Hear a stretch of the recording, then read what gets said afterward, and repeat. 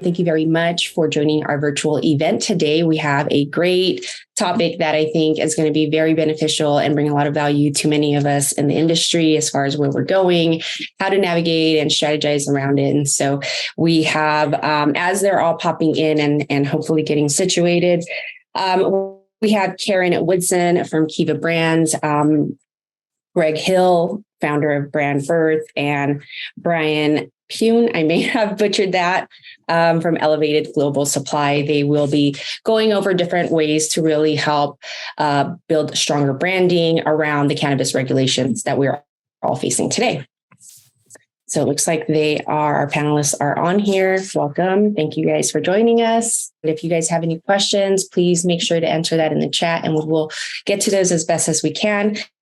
But again, today is a virtual event so that we can help everybody learn more about the regulations that's around packaging and how to really strategize around that. On top of that, we really want to discuss the legislative AB 1207, bring awareness about it and learn how you can fight it, how it affects your brand, and how that can affect the cannabis overall as an industry. So Karen, Greg, Brian, thank you guys for coming on to share your expertise and experiences with us.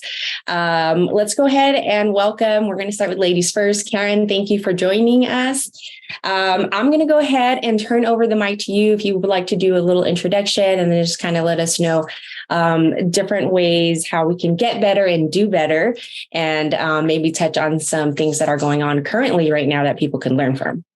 Sure. Thank you. Thank you, Casey. Welcome to the audience, and thank you to the panelists for joining me and the Cannabis Chamber for hosting this important conversation. My name is Karen Woodson. I direct compliance and policy for Kiva Confections and our distribution channel KSS here in California. And I've been in the cannabis space for longer than I'd like to admit, but I was around for the first wave of 215 and helped to write some of the city laws that allowed dispensaries to exist. And I've been in and out of the space for many years. So we'll just say that. So we know that cannabis, more than any other consumer product good, is expressly limited by law and regulation, and very directly specific to the packaging and labeling, marketing and advertising. Right? There's specific rules that prevent us from doing things or allow us to do things. And we know mostly that though the origin of these rules and regulations is to protect health and safety, but it's also to ensure that these products are not attractive to children. That's the fundamental sort of baseline that we're seeking to meet, right? So in current law and regulation, we have packaging rules that require tamper evident and child resistant packaging. Multiple servings require resealable packaging. Obviously, packages can't be attractive to children. Same thing with labels. Those can't be attractive to children either. Or the cannabis warning label all the various warnings have to be on the labels. For products specifically, edible shapes can't be appealing to children. They can't be confused with normal candy or food products. And then on advertising, there's a whole other slew of restrictions that we currently face in California law and regulation. For the past 3 years, in addition, and I think this is what we really want to talk about beyond 1207, is that we are also guided by a separate labeling statute, Prop 65. That's often forgot about in California until you get a little nasty letter from Prop 65 lawyers threatening to sue you. But the Prop 65 warning label is not specific to cannabis. You find that in its own statute, and those are supposed to warn consumers about specific risks products or environments may have associated with cancer. And so on October 1, there is all new warning language that is required to be on products that were produced after, on or after October 1. So we're looking smack dab at a new cancer warning label, and that warning label is very specific to the product type. So right now we have a very general warning label It is only a few letters. It's a simple sentence. That is not the case with the new Prop 65 warning label. So visit prop65warnings.ca.gov for more information. You're also welcome to reach out to me. I can give you some information about that, about what the rules are and how to find them. Okay, so what we're really here for is to talk about 1207. For the past 3 years, trade associations in this space and various independent brands like Kiva have spent an extraordinary amount of resources trying to beat back and defeat legislation that further restricts our brand's ability to get creative with branding and label design. The latest bill, AB 1207, would prohibit the use of humans, would prohibit the use of fictional animals and creatures, and much more, all there on the slide. But not just on the labels, right? The new bill would restrict all of these things in our advertising as well. That includes your Insta, your blogs, your consumer emails, potentially your website. So we're getting, over time, the past 3 years, we've seen these bills in formation get more restrictive and more refined in terms of what they're targeting. So a lot of folks think that 1207 is about the label design, but the thing to understand about 1207 at its core is that it amends and it seeks to create a new definition in statute about what is attractive to children. Once that is created in statute, we have a definition for what is attractive to children. It then permeates all of the rest of the law and regulation. So for advertising, where it specifically says it couldn't be attractive to children, now you have a definition for what attractive to children is. That would, under this bill, if passed, include the use of all humans. So the issue isn't going away. We've seen some iteration of this legislation, like I said, for 3 consecutive years, and I'm not going to place blame. We're not going to, I think we're going to look at some ideas of what may be prohibited under 1207. But I will say the industry is only as strong as its weakest link. And it's incredibly important for brands to not only think about how the brand design will be perceived by the consumer. Clearly, that's first. But at Kiva, we spend time also thinking about how that design, that product, that play will be perceived by our regulators and also our biggest critics, the prohibitionists. So if we want to stave off additional regulation like this proposed legislation, if for no other reason than to save ourselves from expensive label redesigns, then we need to challenge ourselves and others to do better. So unfortunately, when companies fail to think critically or spend the resources on thoughtful branding design, it could have consequences for us all. So I know it's not easy. Kiva spends a lot of resources thinking about what is compelling to consumers, but what also may be perceived as on the line or over the line by our regulators. We do that not only because it's important to our brand, but it's important that we don't trigger additional rules or regulations that might harm the entire industry. So I'll end there and turn this over because I think that will lead into sort of how we get to better branding and packaging design. But welcome to turn it back over to Casey or whomever comes next. Thank you, Karen. Thank you for sharing all of that. I think I'm curious to know if Greg or Brian had anything to tap on that. Anybody have any questions, please feel free to add that in the chat. We can get to that. But I think those are great tips and advice to give back to our community as to how we can really work as a whole and how it affects us. So, Greg, I'm going to hand it over to you. Did you want to go ahead and get started on? I can go ahead and bring up the slide. Yeah, go ahead and pull that. Yeah, that'd be great. Okay. Pull that up. Hi, everyone. My name is Greg Hill. My company's Brand Birth. We work with brands in the space. We've done brand strategy for Weed Maps and King's Garden and Bear Humboldt and Moxie and a bunch of others. And what I wanted to do was, within this larger conversation about ensuring packaging is compliant, wanted to start by sort of talking briefly about cannabis packaging design, bigger picture. And I'm not going to talk today about the process of designing packaging, right? I think the one step there is you just need to hire a really good designer. One of the things we're seeing in the cannabis industry in particular lately is that design is starting to become really undervalued, that everyone is sort of doing design on their own.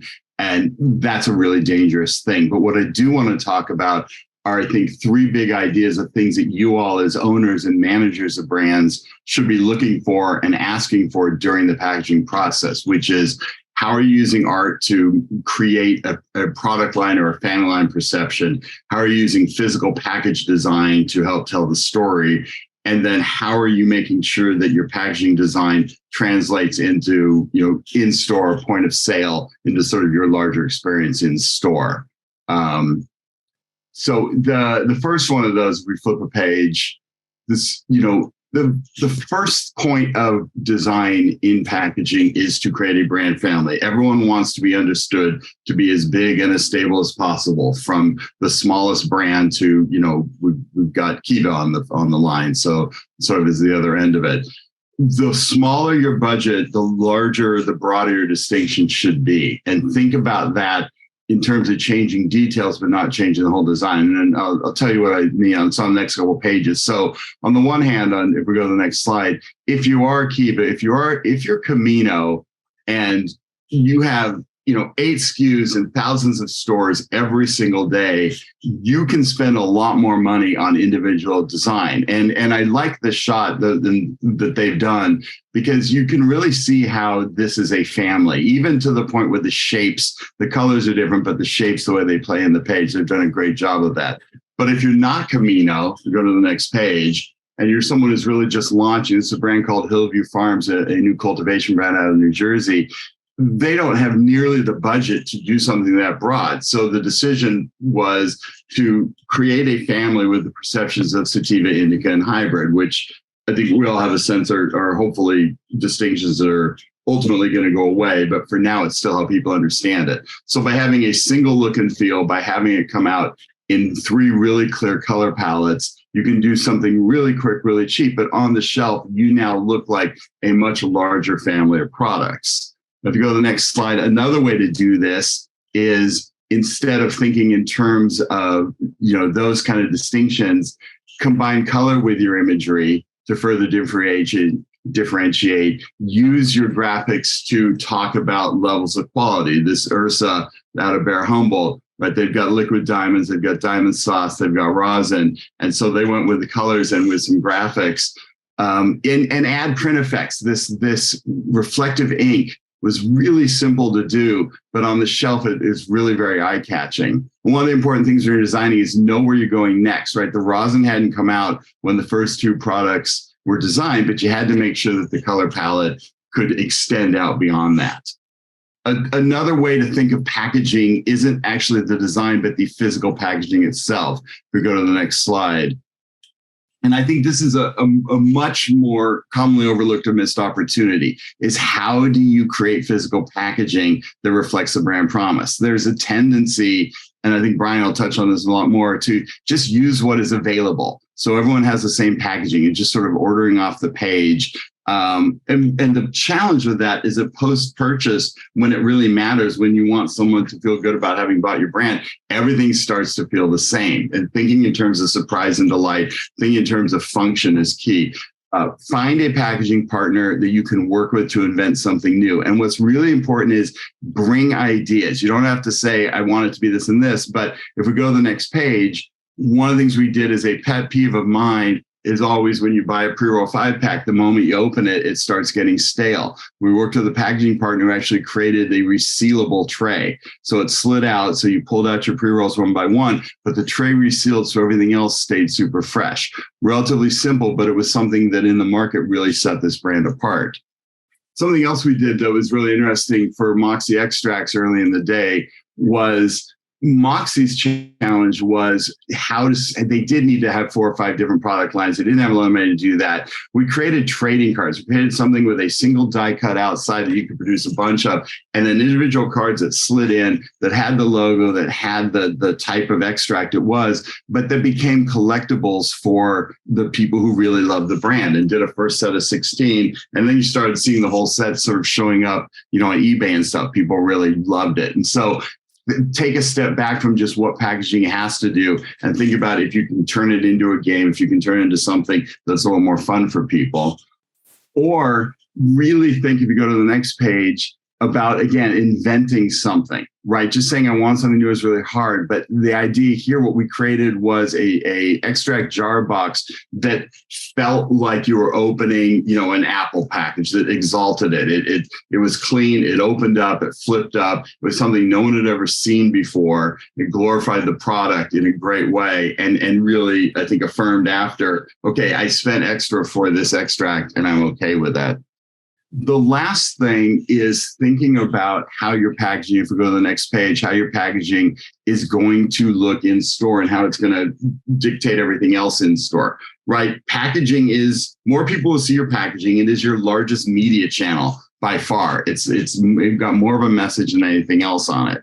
So quickly, in the next couple of pages, we've redesigned all the King's Garden packaging. If you go to the next page, this is what it looked like originally, and these are all my pet peeves. Black packaging disappears on a shelf. You just can't see it.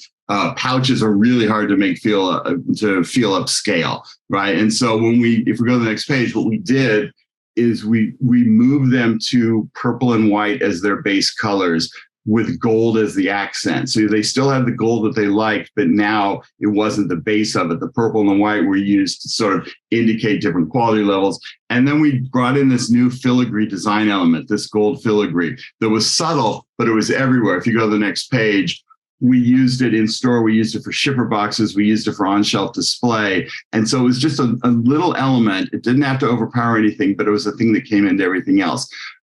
Briefly, I want to say something. Shipper boxes to me are one of those things where the cost is so outweighed by the impact and the ability to raise up a brand. I see so many brands still shipping in just like brown shipper boxes. It costs very little at volume to do your own, and it's something to be sure and talk to your design partner about.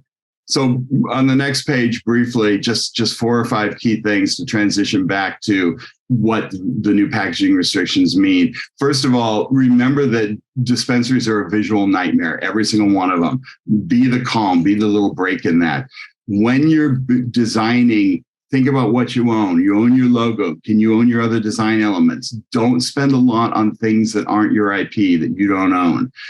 Design for your state. Every state's different. That's not just the legal, but that's also in California and a lot of states in the West, you're still displaying packaging on shelf. People can walk in and see it all. More new states that are opening up. I'm looking at New Jersey now, where everything is done on an iPad in store. So the whole impact of a brand comes after purchase. Start with the legal, get all the legal in place, and then figure out how much real estate you have left. Shoot for recyclable, but also, for better or worse, understand, don't break the bank on that, because it is not a factor in someone's decision-making, purchase decision, right? You wish it was, but it's not right now. And then the last thing to sort of bring this back around, and Brian, if you want to pick it up, is pay attention to what's going on with the legislation, because I think if we go to the next pages, Brian, you want to talk through kind of what this means for existing brands. Sure. Hi, everybody. My name is Brian Pion with Elevated Global Supplies. We're a one-stop shop for custom packaging solutions, located down here in Los Angeles, and I also have a couple locations overseas as well. I've personally been in the packaging industry for going on 17 years now. Started with an international traditional packaging company that supports all industries, but have been working in the cannabis industry for about six years now. Going over some of the examples that we wanted to show, giving you a couple of different categories of what would be completely non-compliant versus what would be kind of on that line of what we think should be not marketing to children, and then to what we think would be kind of, it's pretty absurd for what would fall under these new guidelines under AB 1207. So going over some of these examples, obviously showing cookies or some kind of candies or anything that would be attractive to children or traditionally, quote unquote, marketed towards children, wouldn't be able to show images of the cookies, or obviously the cartoon of the Pink Panther. That's obviously a no-go. But something as simple as showing your actual product on the Mylar bag, which is, in this example of gelato, is these ice cream cones that have an infused chocolate in them. What's concerning to me is, these are obvious ways for a brand to quickly educate the customer, to show them what they're consuming. So taking that away is definitely a challenge. But these are some examples of what definitely would not pass, under this bill.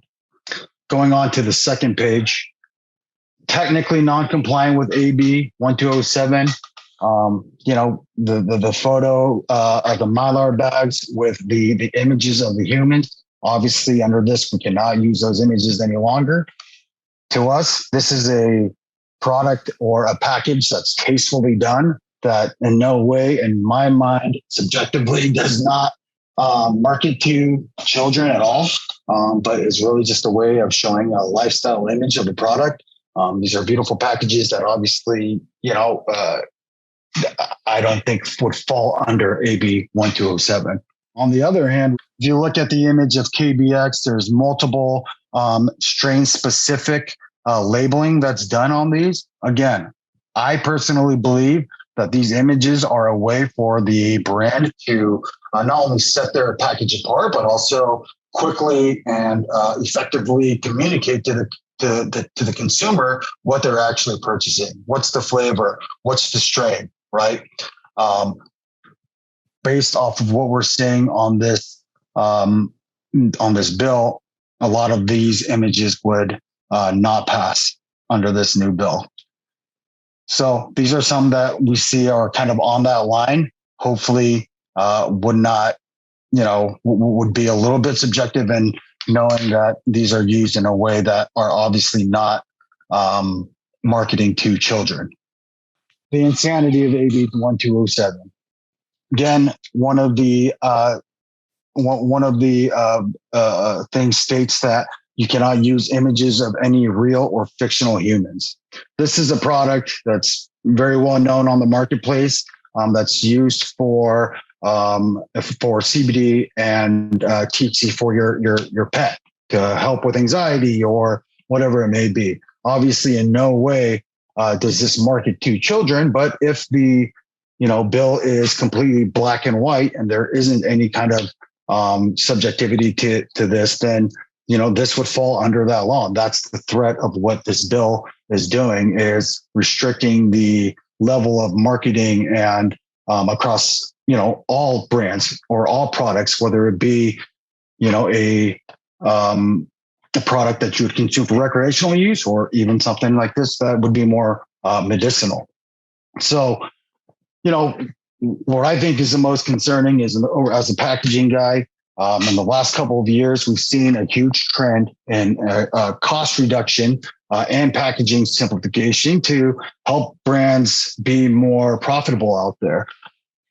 By restricting how we are branding or how certain brands can go to market, Greg made it a great point.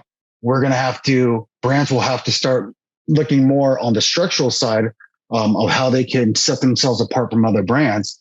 The issue with that is there's a lot more cost that goes into that. Investments in custom tooling to create something unique, along with additional costs for CR certifications.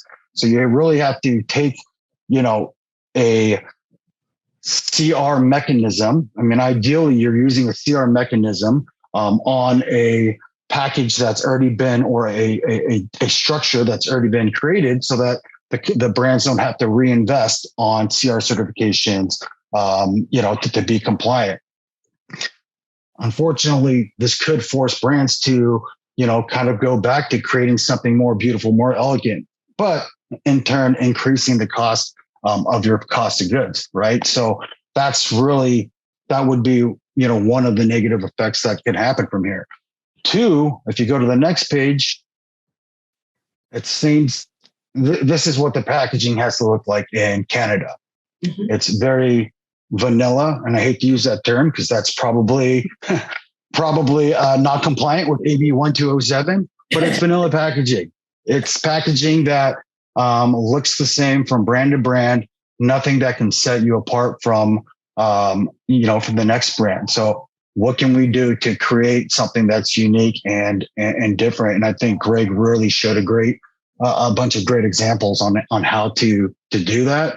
But at the same time, I think it alienates a whole different culture, right? That a lot of this marketing is for, which might be the streetwear type culture, right? I mean, we're really alienating a lot of different brands and cultures by doing this. And at the same time, really not giving anybody an opportunity to set themselves apart. So, I always say, there's two parts of the aesthetics of a package. That's the print and that's the structure. If we're limiting what we can do print wise, then unfortunately it might force brands to really look at redeveloping packaging, investing in tooling, adding those additional costs, going through CR certifications, and finding the right partner to be able to marry all those things together is really going to be important. Yeah, and I think, Brian, looking at this page, you make a good point. I mean, this is what a commodity looks like. And this is some people's goal here, right? The idea that there is no brand conversation, there is no relative value, there is no sense of premium or anything else. And, back around to what Karen was saying to kick this off, all this entire conversation, we're as strong as our weakest link. This could go very, very wrong in California if you want to get involved. And a lot of people spend a lot of money building brands that will have literally no value because they'll be reduced to a 3/4 inch square in the upper corner of a package. Mm-hmm. Exactly. And as we all know, not all cannabis is all made the same, right? I mean, like you said, there's premium brands and there's going to be your more economical brand. And how are you going to be able to showcase that through the package if it's all looks like the medicine aisle at CVS, right? I was just going to say that that's exactly what I thought of is when you go pick up your medication, you just see all the orange bottles and they look identical. So that would be really unfortunate. Well, it looks like we covered a lot on that. Anybody have some final questions on that? I think what I took back, I took a lot of value from what you shared, Greg, as far as, creating ways to really navigate to do branding as far as creating, eye-catchy packaging that is targeted to a particular audience, creating innovative packaging that's not out there and just getting creative with something new and engaging for them. But aside from all of that, I think this legislative movement may be something that is going to affect it all the way around, good and bad. So the more education and the more people we get behind it to be aware of how to fight it. I have a question from my personal just experience as an Emerald Cup judge, where I'm, being able to touch many different products that are being entered. I know this year we experienced a lot of artificial terpenes from certain brands. And I know there was a lot of talk in the community about how that is part of this legislative movement. Can you guys tell me how that is affected? Is that affected at all? Is that removed from there? Because we were just curious if that's part of that. Ooh, that's a good point. Well, first and foremost, congratulations on being an Emerald Cup judge. That's going to be fun. I think it's a great question, Casey. So on the specific issue, yes. So at the beginning of this process, at the beginning of the year, when the legislation was introduced, there was an artificial flavor ban. That ban at this point and at this juncture was negotiated to be removed from the bill. So the artificial flavor ban has been removed. However, the other things, the restrictions on humans in both packaging and advertising remain. So it's a little unclear sort of what the logic is behind allowing for there to be artificially flavored vapes and other products, but not allowed for humans in advertising. So I think there's something to square there. I mean, to the point that the committee was making is that, look, if we start, there is a prohibition problem, there is an illicit market problem, and if we further restrict the ability or cancel things that are on the market currently, you further risk driving consumers to the underground market. That is 100% a legitimate argument. It doesn't mean that this will not come back in the next year or the next year or the next year, right? So I think we just need to be, as an industry, like, we all think about things individually as brands, and I understand that. I think my call to action is that, yes, there is a way to think about your brand and enhance your brand individually, and elevate that through branding and packaging practices. We don't exist in silos. We exist as part of an industry, and that industry remains a significant target by prohibitionists, right? We won the war, but the battle rages on. So it's just, I think the call to action is, if we can do better, then be better. And we're 5 years into this, we're starting to see what the pattern is in terms of where we're going. We can have discussions about artificial flavors until we're blue in the face. Artificial flavors in California have come out of tobacco. I think it's a really, I think that the challenge that the industry has is to justify why the flavors are necessary. And if we can do that collectively, brilliant. If we can't, then we're going to continue to face these challenges, regardless of how good our packaging and labeling is. Yeah, that's some interesting conversation to have. I think a lot of people were questioning that. I know there's a lot of news going around as well. I don't know. I'm sure a lot of people are familiar. I don't know if you guys want to tap on that. Is it Skittles settlement? Is that something you guys are familiar with, what's going on and how that, where we can learn from that? As I think that's with the settlement that they just had with Terp Hogs. Yeah, I mean, if no one else wants to talk about it, I can jump in again. Yeah, there's several people, just being on social media, it's circulating everywhere. Everyone's talking about it. So I just thought, since we're talking about this particular subject, I think, it'd be good to learn from that at least. I think with the Skittles, so it's the opposite of it. Well, it's just a different type of enforcement, right? So you don't face the wrath like Skittles, Skittles in California at least hadn't faced the wrath of regulators. Maybe they had an argument. I don't really know the insides of Skittles, but I think the point is, regardless of whether you face, especially, where you're imitating another product, you may not face the wrath of regulators, but you may incur, no doubt, as evidenced by this, the wrath of the company you're imitating. And that is a whole different level of court. That is a whole different type of other litigation, beyond just the reproach of your regulators. And it's costly in a different way, right? So again, I think what Skittles, I think with that entire, who knew that was going on? I'm pretty aware of what's going on in the branding world, and I didn't hear about that until the settlement came out. And so I think what it just demonstrates is that, when you know better, you should do better. Now we know better. We know that imitation, if we didn't learn it from the Girl Scout cookies situation that was further raised a couple years ago, I think these things are, just because it hasn't happened doesn't mean it won't happen.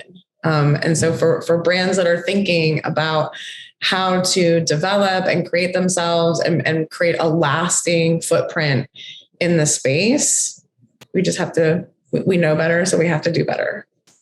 Yeah, absolutely. I think it's important that we get familiarized with the regulations so that we are aware of what's going on, whether or not it's affecting your particular department. I think it's important for us to grow as a whole. So thank you guys all for sharing your information, and all of those visuals were amazing. It's sad to see that even fruit is on there, like you said, possibly, Brian, on the CBX products, because terpenes are part of our flowers. So it would be really unfortunate to see things like that. So I don't know if you guys want to touch on anything else, or it doesn't look like we have any questions right now.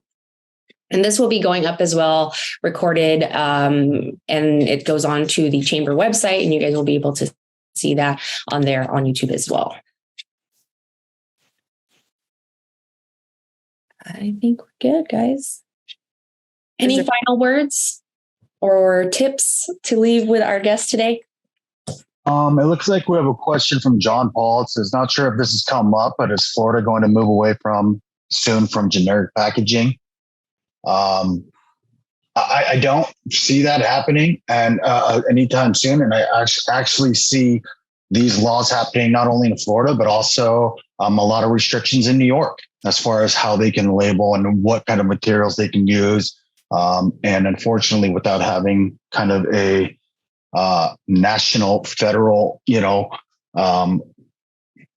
rule of compliance that everybody can follow, I think we're going to see that happen, from state to state, where situations are going to be different from state to state on how you can, what kind of packaging you can use, what kind of branding you can use. But that's a great question. It looks like there's a question in the webinar chat. Are there plans for any PSAs on responsible consumption, the same way we've seen in the past with alcohol? And that could be could that be a proactive step for the industry? I mean, I would love to see that. I would love to see trade associations get together and do exactly that. And spend the resources towards that. I mean, I think that I would also love to see the agency, right? The GCC is being given a couple $1 million to support a consumer education campaign. And I think this is exactly the sort of thing that should be part of that PSA. Not just responsible consumption, the way that alcohol did, but the same way that pharmaceutical and alcohol followed suit on stash and make sure that you're locking your stuff up at home. Like, right. The children aren't getting these products from licensed dispensaries. Let's be absolutely clear. They're getting these things at home from friends, on the block, wherever, anywhere else but a dispensary. So it's not necessarily, a dispensary problem or an access problem. I think it's 100% a parenting problem. That's the part of this conversation that is missing. We certainly raise it. It's a parenting problem. My company is owned and run by parents.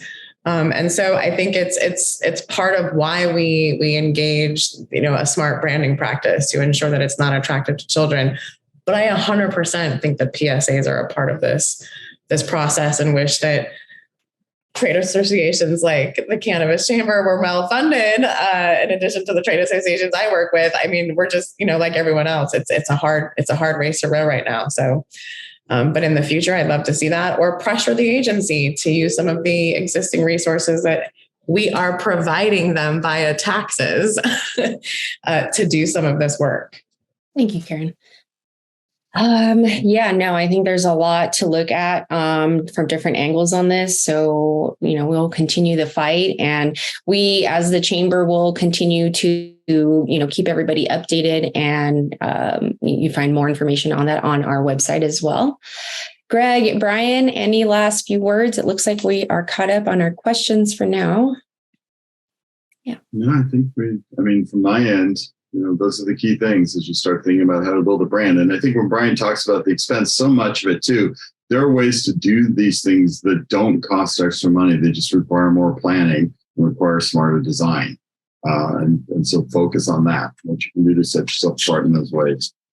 Yep. And I just wanted to say thank you for, having us. And I think everybody had some really great insight on what the next steps can be and what to look out for to stay clear of steer clear of being in violation of what could potentially come down. So hopefully it's really good info for us to take in moving forward. Absolutely. Thank you guys. Ms. Karen. Thank you so much. Appreciate it. This is great. Yeah. Thank you guys all for joining us. We will upload this and you guys will be able to see the recording of it, and make sure you guys can take in all of the tips that we just got in today. And again, we want to thank all of our supporters for the Chamber of Commerce. And if you guys have any other questions, please feel free to email us or just comment in our social medias. Thank you again all. Have a great afternoon.